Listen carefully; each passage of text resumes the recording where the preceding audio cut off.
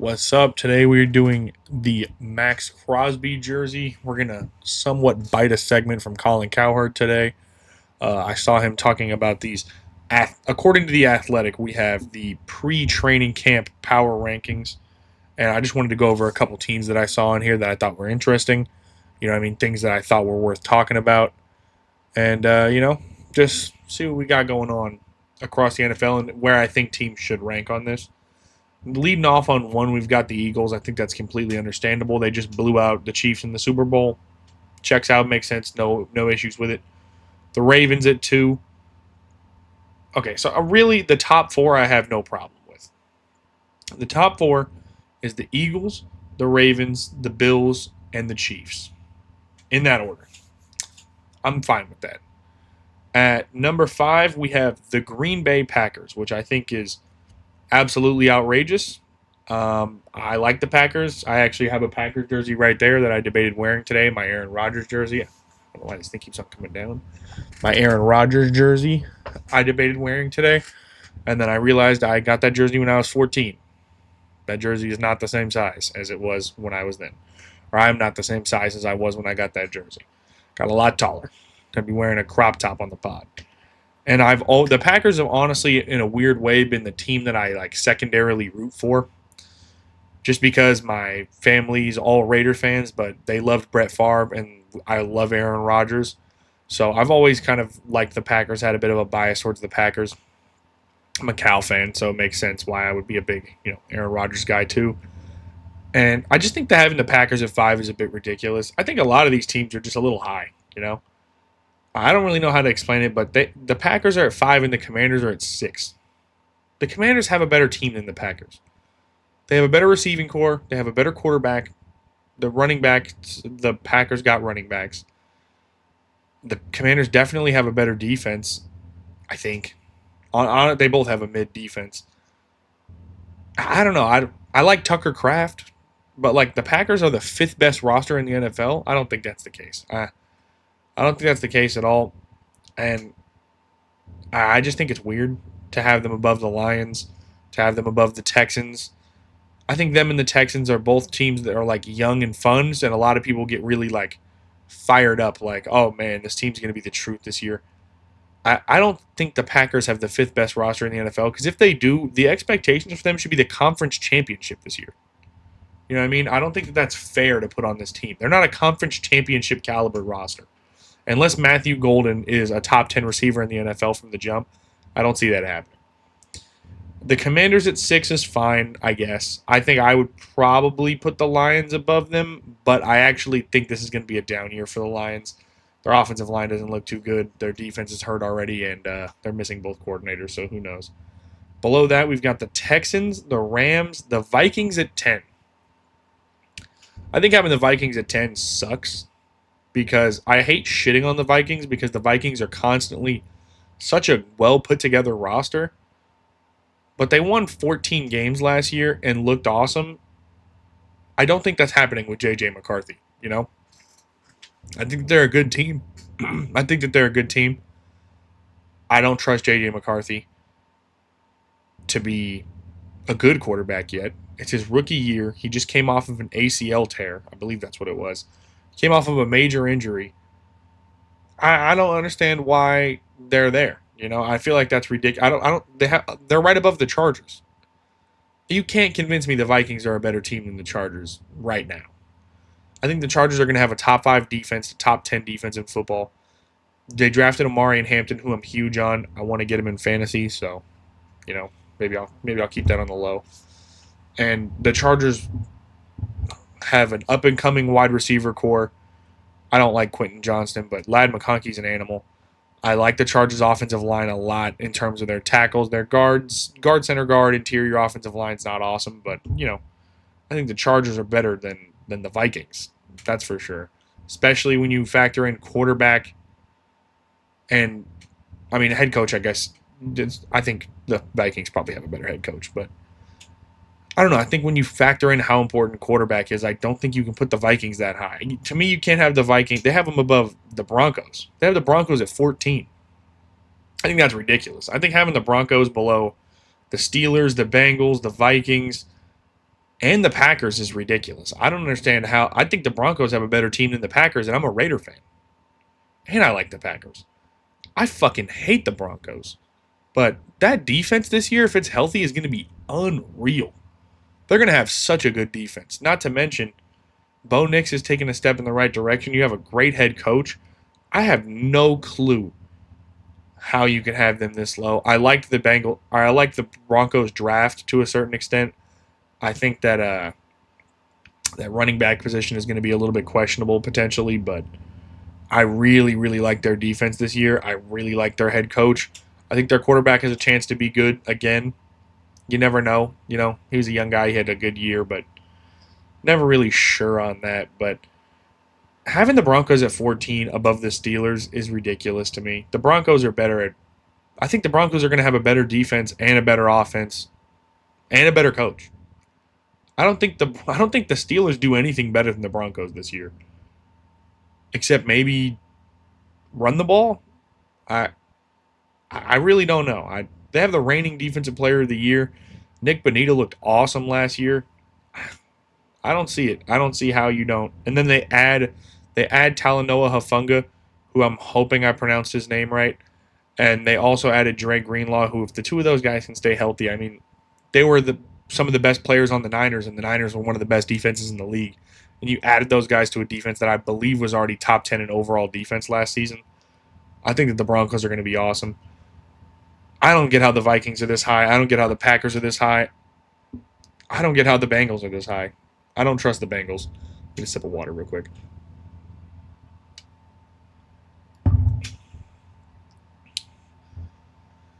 Another topic I want to do today. I know I just talked about how I think the Lions should be higher than the Packers, but I think that this is a very, very interesting year for the Lions. I think the Lions are very much in play to miss the playoffs. I think the Packers are very much in play to do the same. So I'm a little bit lower on the NFC North than a lot of people this year. A lot of people think this is the best of it. Did I say the NFC? I said the NFC, right? The NFC North. I think a lot of people are insanely high on this division. I'm not. I'm the Lions' interior offensive line is going to suck, and you have Jared Goff, who does terrible with pressure up the middle. I don't see how that's a recipe for success. Their running backs are always going to be awesome. Their tackles are awesome. Their defense is, I just don't know. I have to see it. You know what I mean? So there's going to be questions with that. And you lost two awesome coordinators. And honestly, I don't even know who they hired. So I'm going to have to find out during the year who they hired and how good they are. Whatever. That's fine. I think that this is one of those years where you just came off of back-to-back terrible losses in the postseason. You were, expected to be in the Super Bowl. You lose your coordinators. You lose your offensive line. Frank Ragnow retires, and that's a huge shot to your offensive line.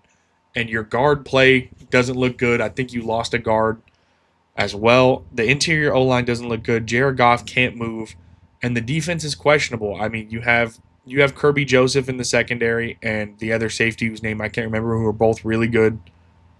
Is it Brian Branch? What the hell is his name? I can't remember his name. I'm bad with names, but whatever. Their safeties are really good. I don't think their corner room is very good, and I don't think their defensive line is very good outside Aiden Hutchinson. I think it's Aiden Hutchinson carrying that D line most likely. And I think that this is a year that we could see the Lions drop. I think you could see the Lions win 9 games, win 8 games. They have a first place schedule. It's not going to be fucking easy for the Lions. And then I think that every team in that division is still tough. I know I said it's not. I don't think it's as tough as other people, but that's still a good division. You know what I mean? You're not in the fucking AFC South here. You're not beating up on the Colts every year. Another one I was looking at today. I watched Drew Allar on Colin Cowherd's show. I watched his interview. I don't know much about this kid. I watched him play a little bit last year, and I think that when he was on Colin's show, I really liked the way, and this can be said with a lot of quarterbacks, so take this with a grain of salt, but I really liked the composure and his vibe and his conversational ability and the way that he just seems like he loves football. And he was talking about how he didn't start playing quarterback until his freshman year of high school. So this dude is young in terms of quarterback play. He's young in terms of time he spent playing the quarterback position. And I think that his composure looked great. He was talking about how he's a bit of an introvert and just wants to focus on football, which is, I guess, honestly, par for the course for a guy who goes to Penn State. You know what I mean? That makes sense. I expect a well put together individual to be the Penn State quarterback, but he looked awesome in that interview. Maybe I'm tripping, maybe I'm a little high on it, but I just thought that that was awesome. I think Penn State has a chance to go to the national championship game this year. I'm not a huge college football guy. I won't even pretend to be, but I think that Drew Aller. I think it's possible that guy ends up being a top 5 pick next year, and I know that he's a senior, so I'm not always huge on drafting an old quarterback. Or I guess he's not old. I just talked about how he's young at the position, but you would obviously much more like it to be coming out his junior year that he shows he's an NFL caliber player. But I think Drew Aller is going to look really good this year. I think that Penn State has a chance to really, really, really make some noise, really make a deep run. I don't know what it is that kind of pulled me around on Penn State. Like I'm not a college football guy, and I'm by no means a Penn State fan. I'm a Cal fan for life. My girlfriend just graduated from Cal. One of the proudest moments of my life. Truly, genuinely, really love the campus, love the area. Shout out to Cal, man. This is a random side note, but one of the proudest moments of my life was watching my girlfriend graduate from Cal. Graduate from Cal. I'm a huge fan. I always have been. I loved Aaron Rodgers. Obviously, I love Marshawn Lynch. Obviously, you love Deshaun Jackson. I love Jaden Ott. It sucks that he's gone. Last year, I went to the first time that College Game Day was at Cal. I have videos of that on my phone. I was not too far away from Marshawn when he was driving the car smoking weed on the way in. He's one of the coolest dudes ever. I need a Marshawn Raiders jersey. Maybe that needs to get in the mail. You know what I mean? Maybe if this actually gets watched and enough people comment about it, then I'll buy a Marshawn Lynch Raiders jersey and we'll rock that. But my random Cal rant aside, I really like Penn State this year. I think the Drew Aller is going to look really good. It's Penn State. You expect that offensive line to be good. The defense probably not going to be as good now that they've lost, Micah Parsons 2.0, Lawrence Taylor 2.0.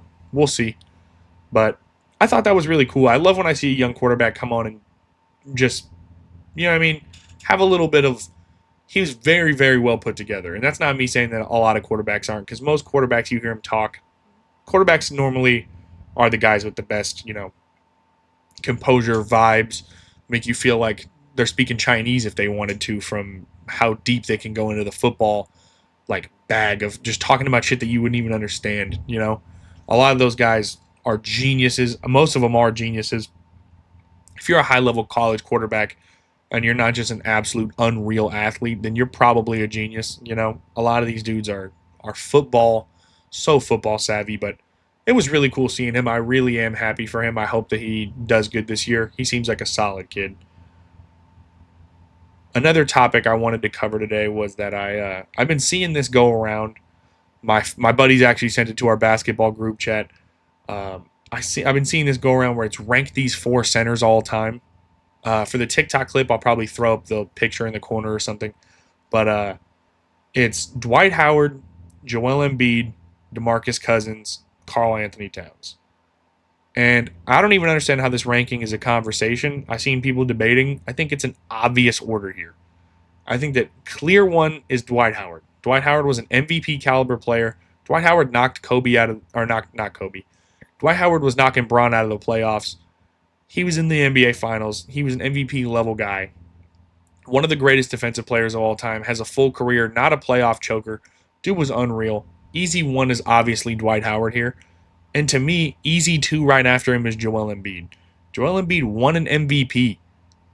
Joel Embiid had a stretch where he was the only player, if he would have finished out the season, he was the only player besides Wilt Chamberlain to average as many or more points per game as he was minutes per game.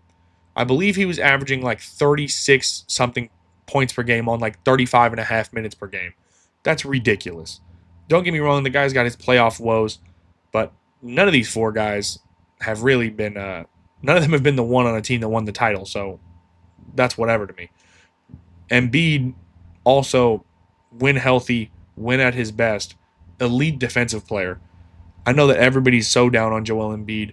And I am too. I've always thought that Jokic was better. I've always been the guy who argued for Jokic when people were saying Embiid was better because Embiid's defense. I get it. But I think Embiid right there is a clear two in that conversation. And I don't really think it's particularly close from 2 to 3. I think Embiid goes straight to DeMarcus Cousins. DeMarcus Cousins was awesome. I don't know that DeMarcus Cousins was ever a guy who I consider to be an MVP caliber player, much less actually winning an MVP. DeMarcus Cousins clearly and obviously was never the one on a championship contender, really a decent playoff team even. He was great. He was super fun to watch. He was a bully. He had a great ball handle for a big. He could shoot decent for a big. He was a dog. He's one of my favorite players when he was playing.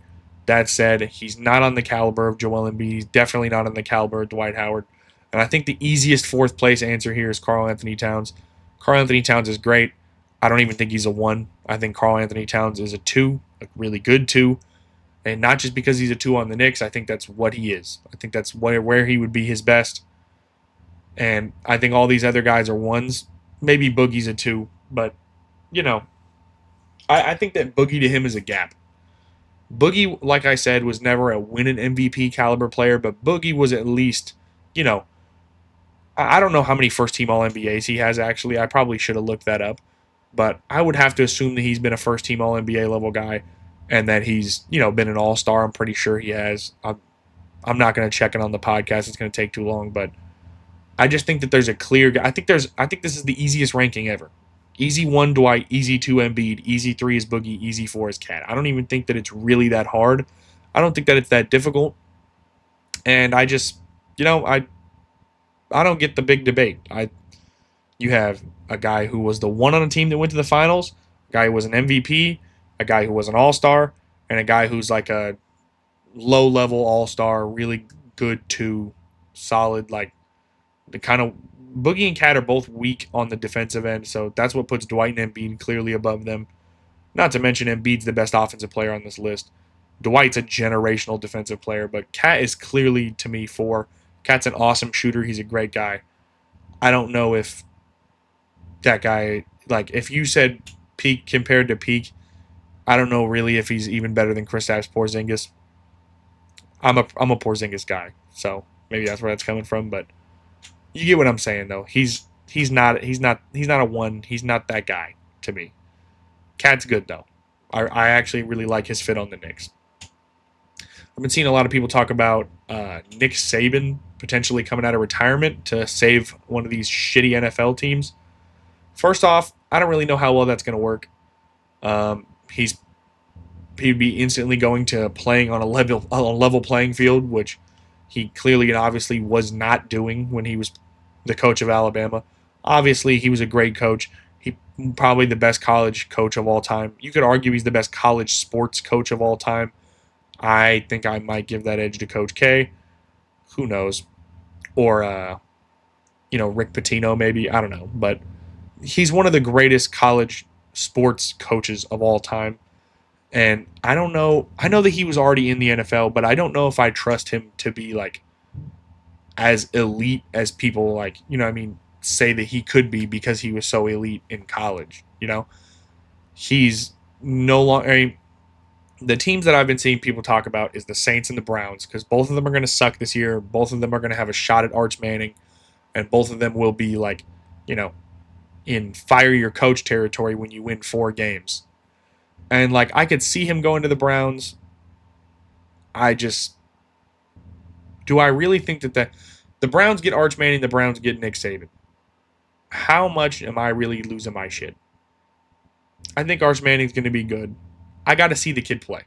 I have his jersey. I'm not even joking. I bought an Arch Manning jersey. I watched 2 highlights and I was like, this kid kind of fucks. I kind of like him. I'll buy his jersey. I like the Mannings as a whole. I didn't like the Mannings when Peyton was playing for Denver.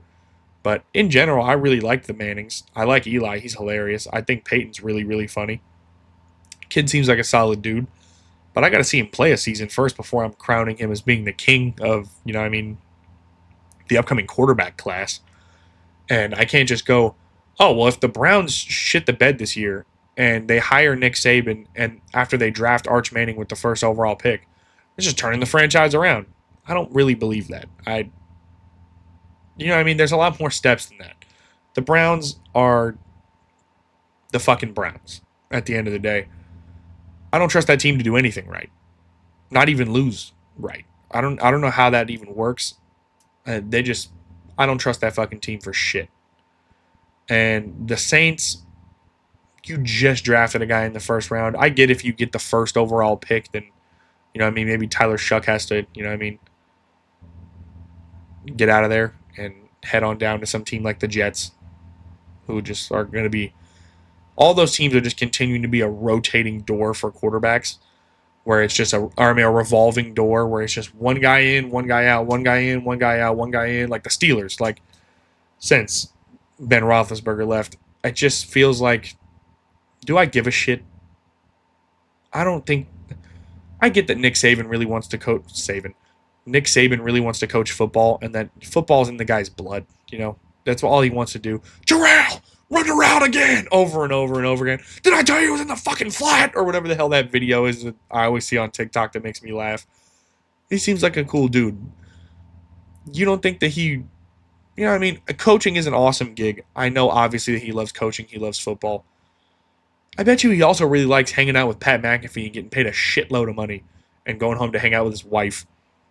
Assuming he loves his wife, Miss Terry, But I'm assuming that this guy's living pretty good the way it is, where he goes, makes millions of dollars to talk bullshit on a TV show and then go home and relax and not have to fucking, oh my God, shit, my job's on the line because we play Lamar in week 3 and we're 0-2 and Arch Manning is struggling because you can't just expect this guy. You can't just. First off, we haven't even seen him really play yet, so let's get that out of the way. But let's assume we saw him play. Let's assume he's the first overall pick. You can't assume that every guy who's the first overall pick is going to save your franchise. You know what I mean? Of course, you hope they do. Bryce Young ain't saving any franchises. It doesn't look like Trevor Lawrence is saving the franchise. It doesn't really look like, a lot of these guys are just coming in and I like Cam Ward this year, but like, do I trust him to bring the Titans to the playoffs in the next 2 years? Probably the fuck not. I hate relying on, oh yeah, your team's gonna suck. He's gonna be the first overall pick, and then Nick Saban's gonna want to come to your team. I think it's kind of stupid. I respect it. It's a topic to talk about. They gave me 5 minutes on my podcast to talk about it. You know what I mean? So shout out to Colin. Shout out to whoever reported it. Because I'm just biting segments at this point. I'm not a fucking reporter, So I appreciate the segment. I appreciate giving me something to flap my gums about for 5 minutes. But do I give a shit? Not really. The Saints, I don't give a shit. What? You know what I mean? The Browns, the Saints. Whoopee, I guess. This is a short one today. Hopefully we can come in with some more topics tomorrow. Maybe I'll talk about UFC fight night that just happened. I don't know. We'll find something, but just wanted to get this one out, get it out of the way. Feeling nice. I feel like each podcast we're getting better and better. Yesterday so far I feel like is the best one that we've had. I had a ton of content to go over that day. Had a lot of outrage. So, you know what I mean? If you really enjoy the podcast, watch the one from yesterday. I think that's the best one I've done, to be honest with you. Today was really, really good. I feel like we're in the slow season. So maybe we'll start doing, let me know what you guys think. Maybe we'll start doing some division predictions. Maybe we'll start doing where I think teams are going to land.